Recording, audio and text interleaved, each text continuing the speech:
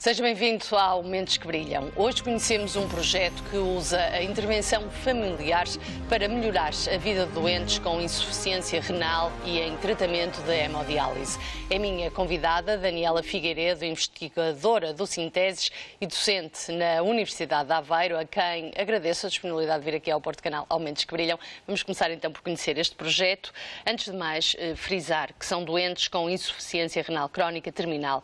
E esta condição de saúde, pelo que li da vossa investigação, acaba por não atingir apenas o paciente, mas também toda a família. Muito obrigada. Quero desde já agradecer a oportunidade de poder vir aqui falar acerca do nosso projeto, deste projeto. De facto, a insuficiência renal crónica terminal é uma condição de saúde que atinge o paciente, mas não apenas o paciente, mas cada membro da família e a família como um todo. Isto significa que é uma condição que provoca muitas mudanças no estilo de vida do paciente e, naturalmente, o paciente não está isolado, na sua família também.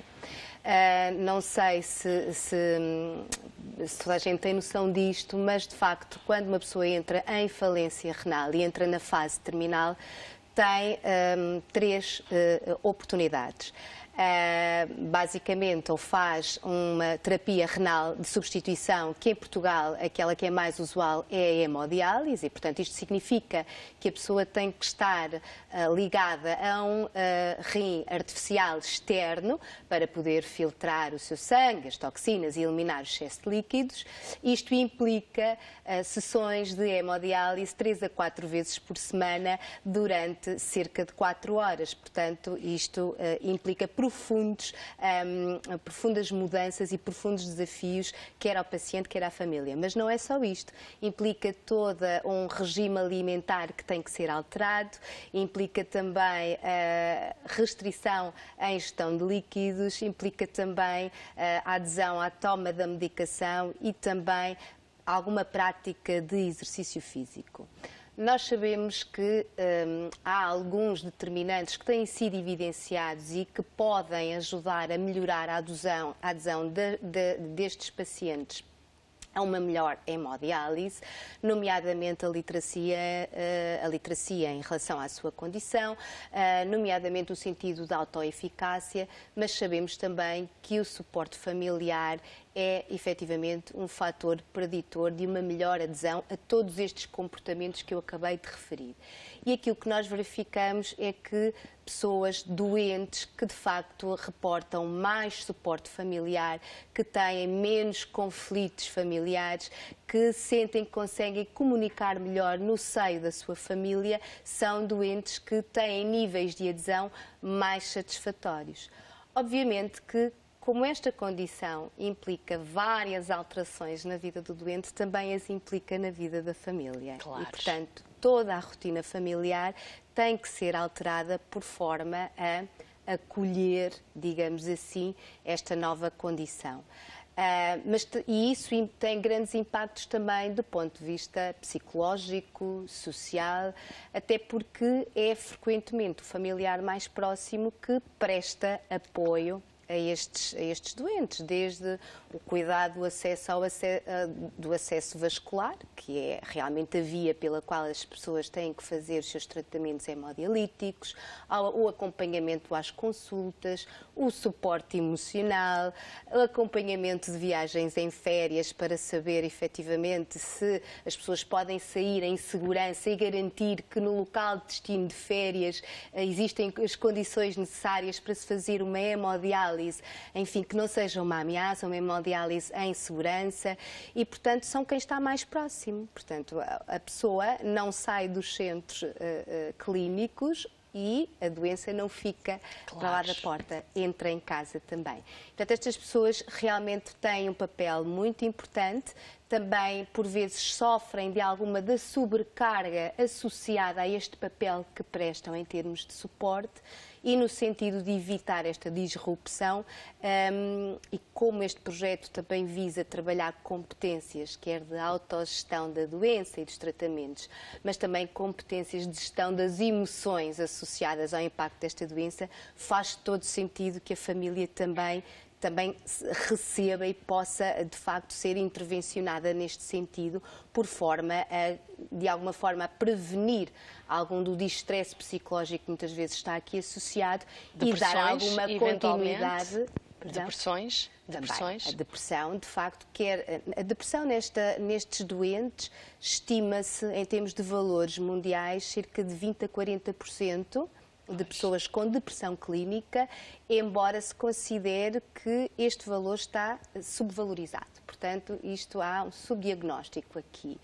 E a depressão, muitas vezes, é um dos fatores preditores da desistência dos tratamentos hemodialíticos. E, portanto, isto significa desistir, significa não sobreviver, não é? Porque, como eu comecei no início, a pessoa ou faz hemodiálise e espera por um transplante, ou então não faz nada e, portanto, não sobrevive. Era o que eu lhe perguntava, isto não é um problema que desaparece? Não é um problema que desaparece. É até ao fim da vida? Exatamente, é até ao fim da vida. Naturalmente que Portugal até é um dos países que tem bons indicadores em termos de transplantes renais e bons indicadores de sobrevivência também, mas claro que é uma condição crónica, dura o resto da vida e, portanto, este projeto também com, no fundo, a finalidade de ajudar as pessoas a gerirem melhor a sua doença, digamos que, em última instância, pode aumentar até a elegibilidade destes pacientes para transplantes. Esperemos que assim o seja, porque se os resultados em termos de adesão, em termos de dados clínicos também e de algum ajustamento psicológico e social, se eles forem efetivamente benéficos, que é aquilo que nós realmente esperamos, pode, de facto, pelo menos em tese, em teoria, claro, aumentar a probabilidade ou a elegibilidade destes doentes para um transplante. Colocando aqui alguns números em cima da mesa, em Portugal há cerca de 12 mil doentes em hemodiálise. A maioria, ou grande parte, com mais de 65 anos. Portanto, também não é fácil um sénior. Se calhar não terá a mesma força do que uma pessoa mais nova ao deparar-se com um problema destes na vida, não sei. E em termos de família também fará diferença apoiar uma pessoa de 65 anos, se calhar de apoiar uma pessoa mais jovem, que tem se calhar um leque de apoio superior. São desafios diferentes, não é? São desafios diferentes e isto também tem a ver com a fase em que a família se encontra. Portugal, com dados de 2015, é de facto o país da Europa e dos países banhados pelo Mediterrâneo com uma taxa de prevalência de terapia renal, de substituição e uma taxa de incidência mais elevada da Europa. Portanto, isto é realmente preocupante. De facto, existem cada vez populações e pessoas em idade mais avançada a iniciar tratamentos hemodialíticos. Também percebemos que a hipertensão e a diabetes, que são das principais causas desta condição, não é? Também estão a aumentar e começam a ser incidentes e prevalentes também na população mais velha. Esta questão do suporte familiar a estes doentes numa população mais envelhecida é uma questão que se coloca e é uma questão que traz muitos desafios, até porque nós vemos cada vez mais até famílias sem filhos, famílias que chegam ao fim de vida sós e, portanto, nem sempre esta questão começa a trazer, com as atuais transformações demográficas e nas próprias estruturas familiares, vários desafios também.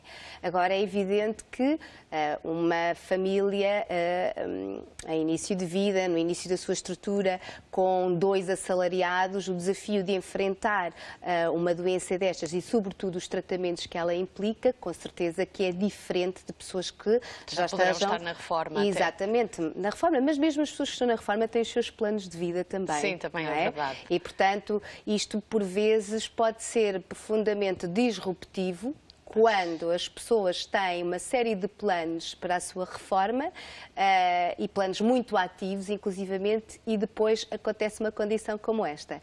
E pode ser profundamente disruptivo, quer para o doente, quer para, neste caso, o cônjuge, possivelmente. Claro. E, portanto, quando existem estes planos conjuntos, esta condição pode criar aqui, e cria de certeza, algum impacto psicológico e social também. Portanto, tem de haver toda uma reorganização, toda uma reestruturação também da vida familiar, mas também no sentido de reenquadrar a doença, colocá-la no seu lugar, assumi-la sim, mas colocá-la no seu lugar e, dentro do possível, dar continuidade àquilo que são os planos da família e o seu desenvolvimento enquanto sistema.